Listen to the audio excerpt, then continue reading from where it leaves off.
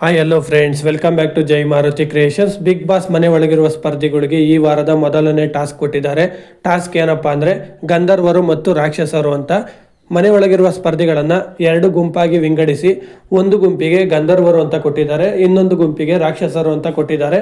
ಇದೇ ಪ್ರಕಾರ ಗಂಧರ್ವರು ರಾಕ್ಷಸರು ಅಂತ ಅದೇ ರೀತಿ ಇರಲ್ಲ, ವಾರದ ಮಧ್ಯದಲ್ಲಿ ಅದು ಚೇಂಜ್ ಆಗುತ್ತೆ. ಗಂಧರ್ವರು ಆಗಿದ್ದವರು ರಾಕ್ಷಸರು ಆಗ್ತಾರೆ, ರಾಕ್ಷಸರು ಆಗಿದ್ದವರು ಗಂಧರ್ವರು ಆಗ್ತಾರೆ.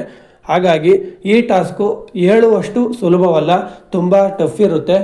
ಟಫ್ ಯಾಕಿರುತ್ತೆ ಅಂತ ಹೇಳ್ತಾ ಇದ್ದೀನಿ ಅಂದರೆ, ಇದು ವ್ಯಕ್ತಿತ್ವಗಳ ಜೊತೆ ಆಟ ಆಡುವ ಟಾಸ್ಕ್ ಆಗಿರುತ್ತೆ.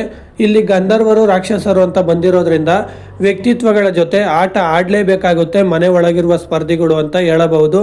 ಇನ್ನು ಈ ಟಾಸ್ಕ್ ಗೆಲ್ಲಬೇಕಾದ್ರೆ ವ್ಯಕ್ತಿತ್ವಗಳ ಜೊತೆ ಆಟ ಆಡುವುದರ ಜೊತೆಗೆ ಎಷ್ಟು ಪಾಸಿಟಿವ್ ಆಗಿ ತಗೊಂಡು ಒಬ್ರು ಹೇಳೋದನ್ನ ಪಾಸಿಟಿವ್ ವೇವ್ ಒಳಗಡೆ ಈ ಟಾಸ್ಕ್ನ ಆಡ್ತಾರೆ, ಅವರು ಈ ಟಾಸ್ಕ್ನ ಗೆಲ್ತಾರೆ ಅಂತ ಹೇಳಬಹುದು. ಫ್ರೆಂಡ್ಸ್, ಇಷ್ಟು ಹೇಳ್ತಾ ಈ ವಿಡಿಯೋನ ಮುಗಿಸ್ತಾ ಇದ್ದೀನಿ. ಫ್ರೆಂಡ್ಸ್, ನಿಮ್ಮ ಪ್ರಕಾರ ಈ ಸೀಸನ್ ಬಿಗ್ ಬಾಸ್ ಯಾರು ವಿನ್ ಆಗಬೇಕು ಅಂತ ನಿಮ್ಮ ಅಭಿಪ್ರಾಯನ ಕಮೆಂಟ್ ಬಾಕ್ಸ್ನಲ್ಲಿ ತಿಳಿಸಿ. ಹಾಗೆ ಈ ವಿಡಿಯೋಗೆ ಒಂದು ಲೈಕ್ ಕೊಟ್ಟು ನಮ್ಮ ಚಾನಲನ್ನು ಸಬ್ಸ್ಕ್ರೈಬ್ ಆಗಿ ಸಪೋರ್ಟ್ ಮಾಡಿ.